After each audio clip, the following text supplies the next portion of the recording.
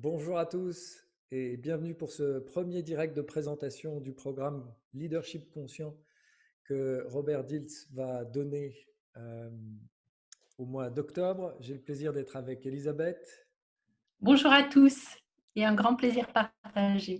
Ouais, alors c'est vraiment une occasion pour nous de vous réunir avant cet événement et surtout de commencer à créer cette effervescence avant l'arrivée de Robert au mois d'octobre autour de ce thème qui nous a semblé vraiment pertinent au regard des récents événements. Le leadership conscient va devenir une compétence essentielle dans les temps à venir, s'il ne l'était pas déjà. Ça ne s'est que renforcé depuis l'épreuve du coronavirus. Elisabeth, tu peux nous dire deux, trois mots là-dessus? Ce que je peux dire en tout cas, c'est que bien avant le démarrage de cette épidémie, nous avions justement lancé avec Robert, avec la Leadership Team, avec le Deal Strategy Group, une enquête sur le développement durable et parce qu'il nous semblait vraiment fondamental de réfléchir sur la façon dont nous devions à l'heure actuelle agir, interagir dans le monde pour créer un monde pérenne, durable, le laisser oui, en état à nos enfants, à nos descendants. Et puis la crise est arrivée après ça. Donc plus que jamais, nous misons sur ces résultats pour trouver des leviers d'action, d'interaction, pour sensibiliser, pour former, pour éduquer, pour éveiller en tout cas et inspirer à ce qui est nécessaire aujourd'hui dans notre monde pour avancer avec toutes les parties prenantes de façon pérenne et durable. Voilà. Donc ce sera vraiment la particularité, on va dire, de ce training sur le leadership conscient. Donc, on va vous en dire un petit peu plus sur les critères fondamentaux. La particularité étant tout ce qui est lié au développement durable pour créer un monde pérenne aujourd'hui avec une modélisation d'action et d'état d'esprit, de valeurs, de capacités mises en évidence par toutes les parties prenantes qui auront répondu. Hmm. Alors, Voilà. pour ceux qui ne sont pas familiers du travail de Robert Dills, Robert Dills est un des enfants de la programmation neurolinguistique et il a donné naissance à un modèle qui s'appelle SFM, Success Factor Modeling, qui est la modélisation des facteurs de réussite. C'est-à-dire que dans le prolongement de la PNL, qui était cette recherche de qu'est-ce qui fait la différence dans l'excellence de Virginia Satir, de Gregory Bateson. Et aujourd'hui, la question, elle est de quelle est la différence qui fait la différence parmi les leaders Mm. et quels sont les facteurs critiques de différence entre ces leaders et notamment cette notion de leader conscient. Un- Quelle est la différence entre un leader et un leader conscient? Et c'est intéressant, si vous êtes avec nous là aujourd'hui, c'est quoi pour vous cette différence? Elle se situe à quel endroit? Alors, Robert va bien sûr revenir là-dessus pendant ces 3 jours et Elisabeth et moi avons le plaisir de prolonger ces 3 jours par les 6 jours de plus de certification. Ces 3 jours de leadership conscient vont vous éveiller à une dimension qui me semble vraiment essentielle et Elisabeth a commencé déjà à en parler, c'est cette notion de partie prenante. Et derrière cette notion de partie prenante, on va aborder une question qui moi, me semble importante, c'est euh, cette notion de la place de l'homme dans le système du vivant. Et c'est le passage, peut-être vous connaissez déjà cette illustration, c'est le passage de l'ego à l'écho. C'est-à-dire que quand on parle de leadership conscient, de quoi le leader est-il conscient? Et ce leader, il est d'abord conscient qu'il fait partie d'un holon et qu'il est lui-même un holon, c'est-à-dire que dans la théorie d'Arthur Kessler, que nous sommes une partie qui fait partie d'un tout. Et en tant que partie, nous sommes nous aussi composés de parties. Hein, on peut dire qu'un atome plus un électron vont former une molécule, vont former une cellule, vont former un organe, vont former un corps. Ce corps fait lui-même partie de Olon plus grand, un corps familial, un corps social, un corps universel d'une certaine manière.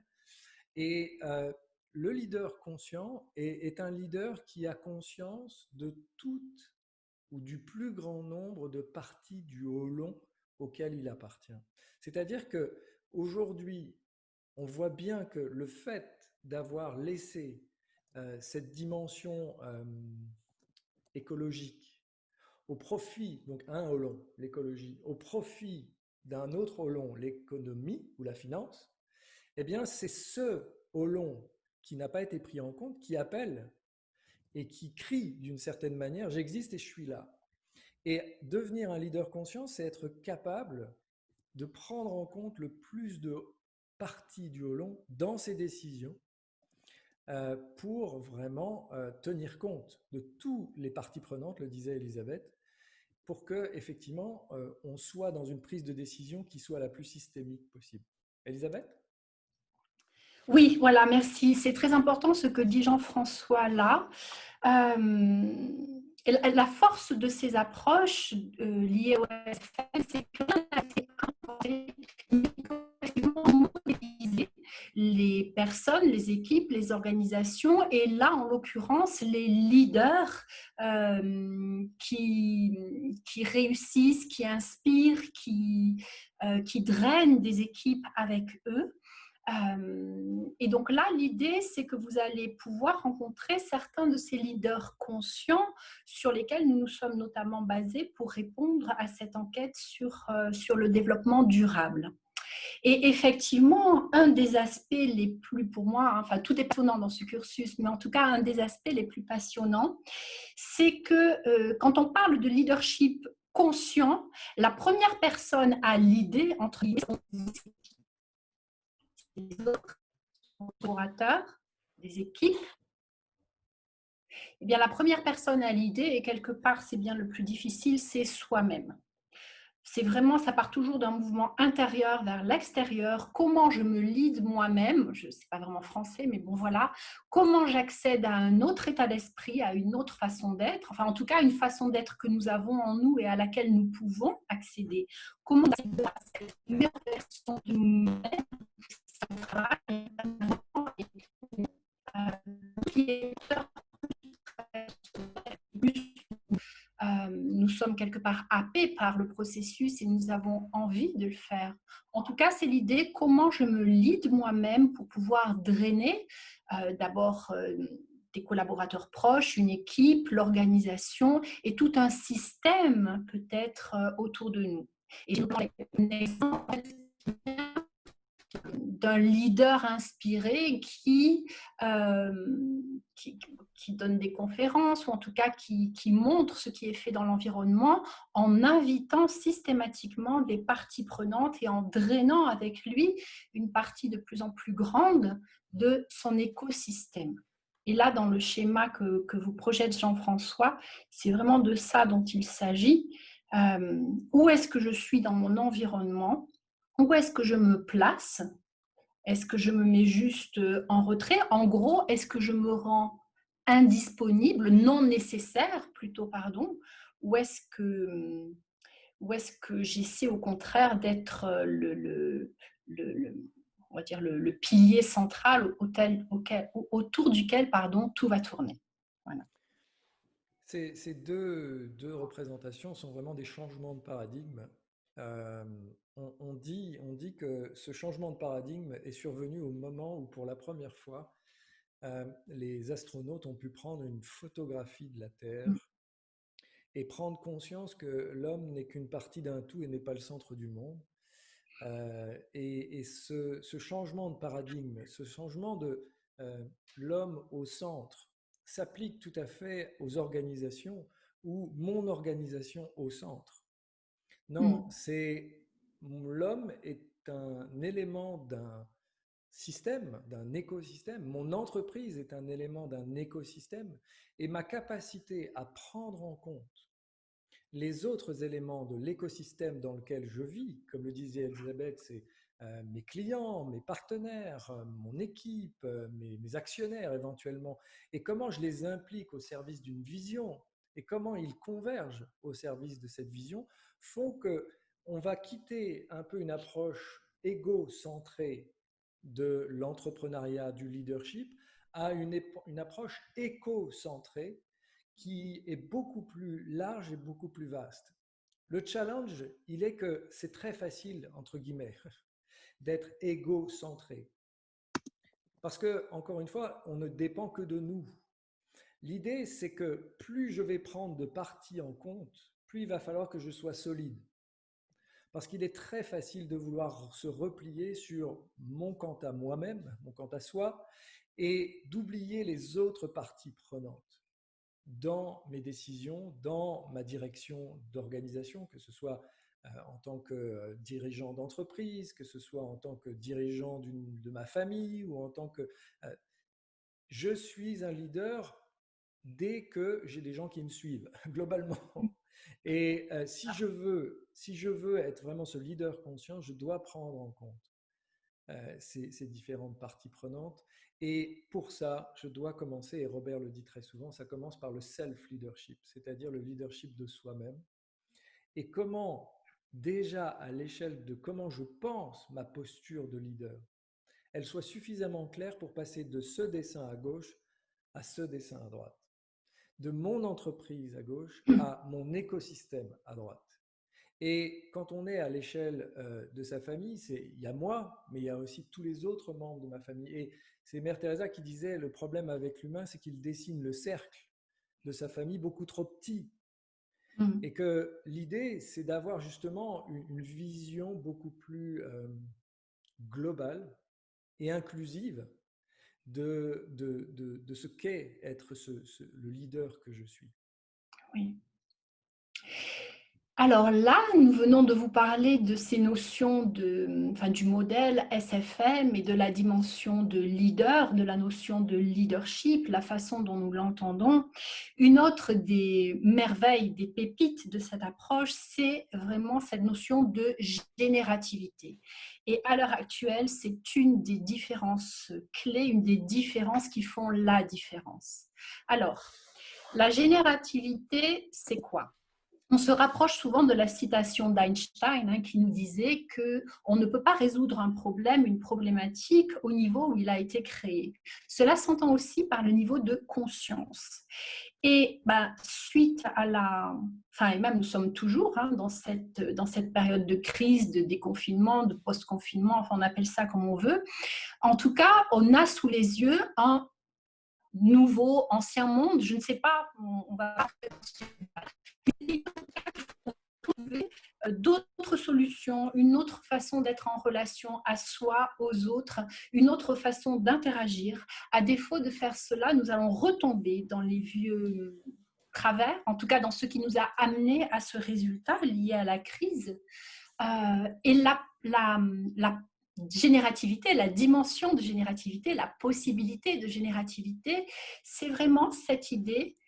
Que devons-nous pratiquer, soit d'abord individuellement, ça part toujours de soi, et ensemble ensuite, entre membres d'une équipe ou d'une famille ou d'un groupe, en tout cas entre individus, et ensuite au-delà de ça, dans un environnement, et tous les végétal, animal, vraiment avec tout notre écosystème. Comment pouvons-nous interagir et quelles disciplines pratiquer, acquérir pour pouvoir accéder encore une fois à cette meilleure version de nous-mêmes et mettre en place d'autres leviers.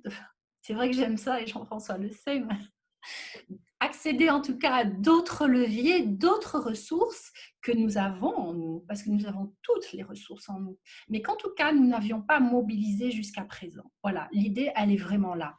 Et ça part systématiquement de discipline personnelle. C'est pour ça que le leadership conscient, oui, nous verrons la façon d'inspirer, de drainer des équipes, la façon d'interagir avec d'autres systèmes, la façon de traverser des difficultés, mais en tout cas, à la base, et Robert est là pour cette première partie qui est la clé de voûte de toute façon, c'est comment être présent à soi et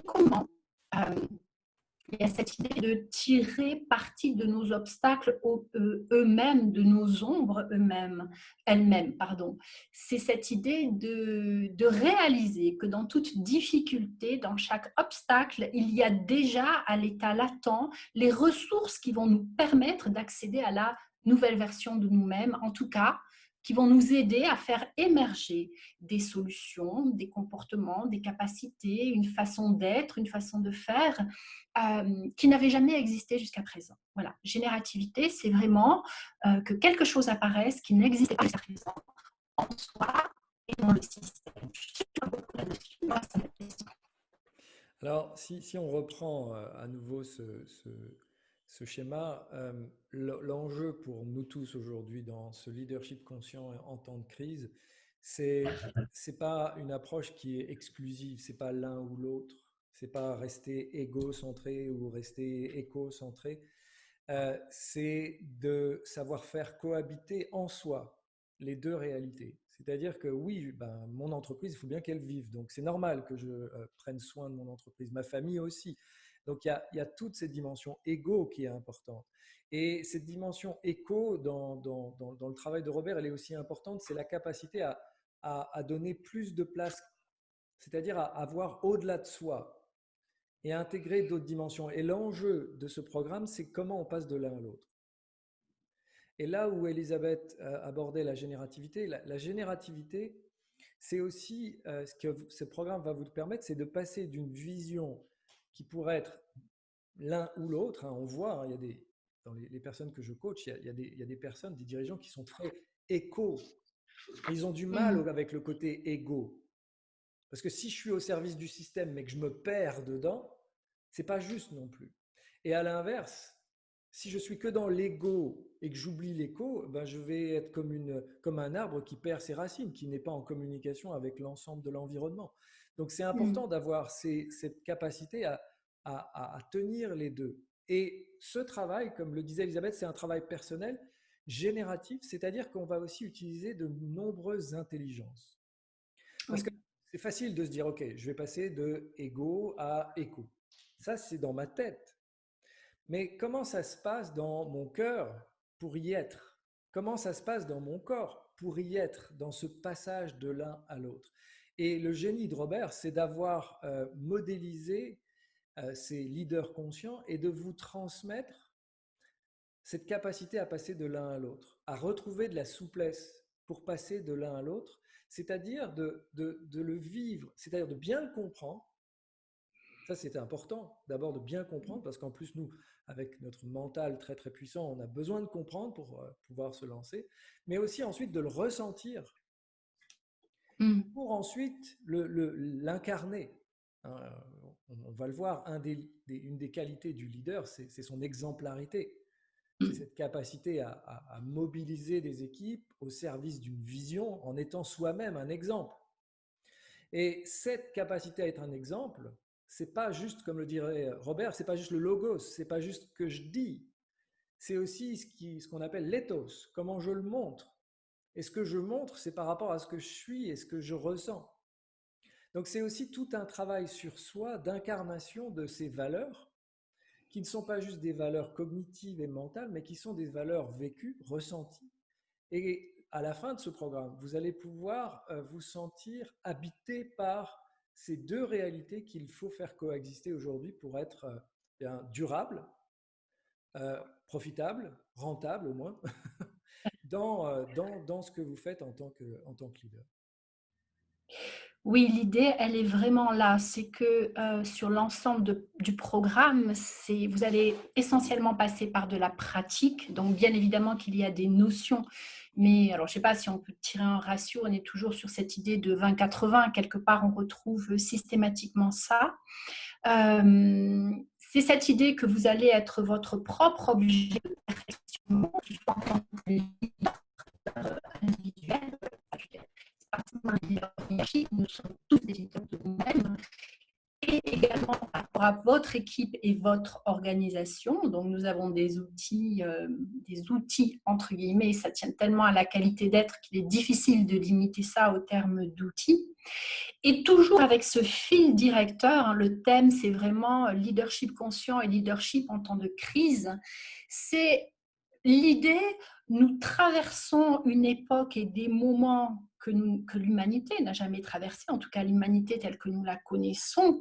Donc, il ne s'agit pas uniquement de traverser ces moments pour faire encore plus de la même chose après qui donnera encore plus du même résultat, mais au contraire, comment tirer parti de ce qui arrive avec ce que nous connaissons, une relation avec cette générativité pour au contraire passer à un autre niveau de conscience et construire un monde durable, pérenne et des interactions durables, pérennes. Donc, et comme le disait Jean-François, c'est toujours très important ça, c'est pas ou égo ou éco, c'est vraiment on doit exister, on doit faire même mieux que survivre pour pouvoir prendre soin de tous les systèmes. L'idée, elle est vraiment là. Donc, ça nous amène à vous parler un peu plus maintenant concrètement du programme. Tu veux nous en dire un petit peu plus, Elisabeth, là-dessus? Oui, volontiers. Donc, le premier module, la première partie, effectivement, avec Robert, les 7, 8 et 9 octobre, c'est vraiment de devenir un leader conscient dans ces temps de crise. Donc 3 jours de pratique, de notions. Et au cours de ces 3 jours, nous sommes en train de mener une enquête sur le développement durable, modèle SFM et développement durable. Quels sont les facteurs clés qui font la différence en ces temps? Et nous annoncerons les premiers résultats donc à ce moment-là. Alors c'est une enquête internationale et nous aurons, j'espère, en principe oui, on m'a déjà dit oui, la chance d'avoir sur Sophia Antipolis certains, donc dans le sud de la France, certains de ces leaders conscients. Donc, les personnes qui participent au cursus sont de fait invitées à la soirée. On aura 2-3 heures en soirée. Et cette soirée sera également ouverte à des personnes qui voudraient être présentes uniquement pour cette partie-là. Et avec Jean-François, nous vous ferons vivre un processus aussi en conscience. Nous vous en réservons la surprise. On n'en divulguera pas rien pour l'instant en tout cas, mais l'idée c'est vraiment d'incarner, comme le disait Jean-François tout à l'heure, ce dont nous parlons et nous changeons certains de nos comportements, certains de nos paradigmes, et vous en vivrez du début à la fin de ce cursus, y compris lors de cette soirée. Alors, Robert est là pour le premier module et ensuite avec Jean-François pour les personnes qui voudraient aller jusqu'au bout de la certification, nous donnons 2 modules supplémentaires, donc en décembre, 7, 8, 9 décembre. Là, il s'agit de créer des équipes et une organisation durable, pérenne. Comment inspirer, comment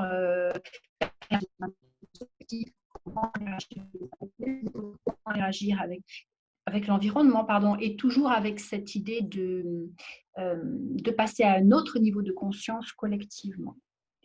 Et si je me dis quelque chose, Jean-François, tu m'interromps. C'est parfait pour l'instant. Et le 3e module, en mars, donc, c'est vraiment en tant qu'individu ou en tant qu'équipe, quand on est face à des environnements complexes,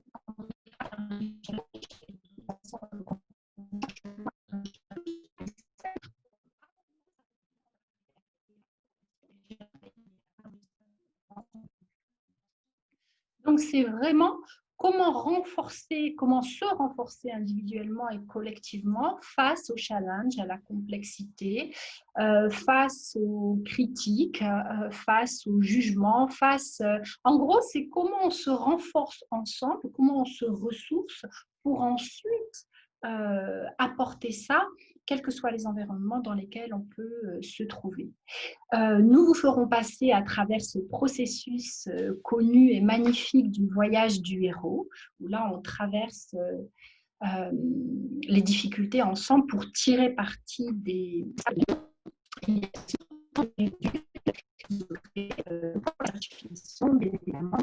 travaux de groupe à mener.